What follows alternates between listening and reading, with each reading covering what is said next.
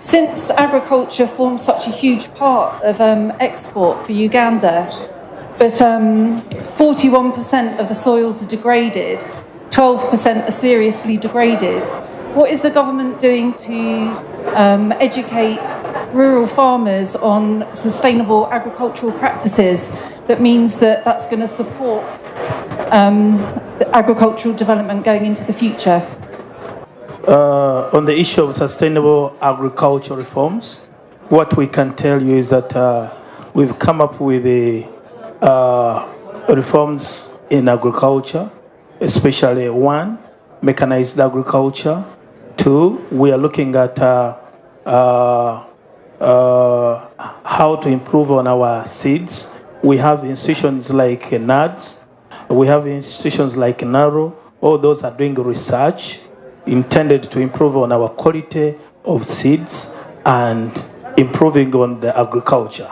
If you go back to Uganda, you can read about NARO. It is majorly to do research on seeds.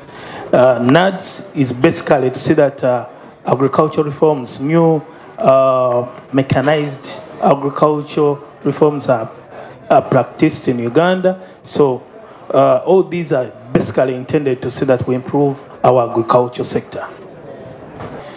Just supplement on what Honorable has just said, we know that land is very, very critical when it comes to agriculture. Automatically, Uganda is blessed to have very good soils, but we use the land to cultivate. What our country is doing is to make sure that our people are stable on their lands.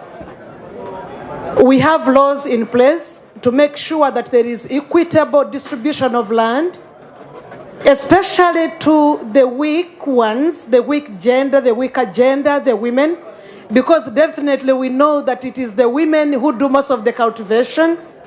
You find that the laws in place puts into place that everybody has a right to own land, at least in Uganda, and that has been done illegally to make sure in the confines of the law, all our people can easily access land to be able to cultivate, to be able to practice agriculture.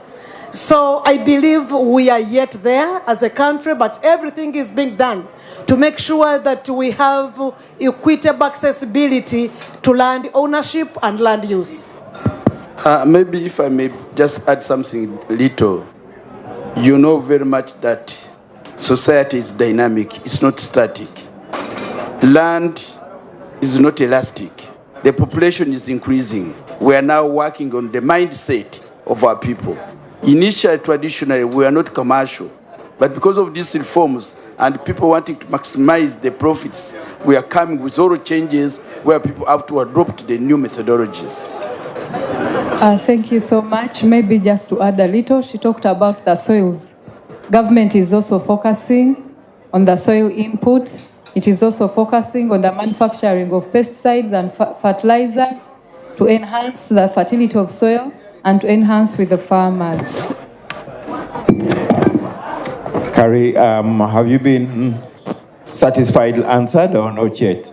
I see you, the microphone is there, let me hear your voice.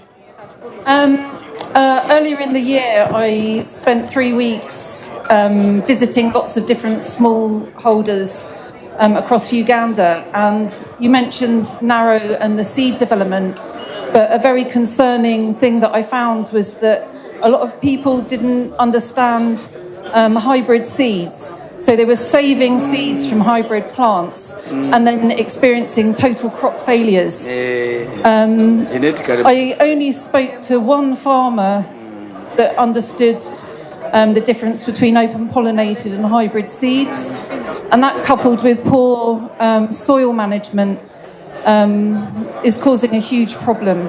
And I struggled to find information on projects that were happening across the country because I was hoping to go and visit and see what was actually being done. So I was interested in how do you access that information?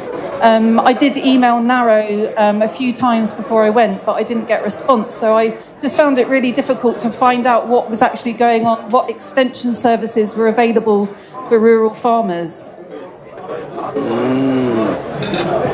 On the issue of data concerning agriculture.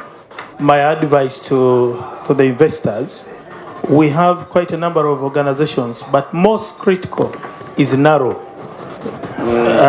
where you can have all information that has been researched on the various varieties or species in Uganda, soil composition and texture. That's where you can get all this information. Just go to Google, NARO, you'll get everything that you want about Uganda soils, about Uganda species.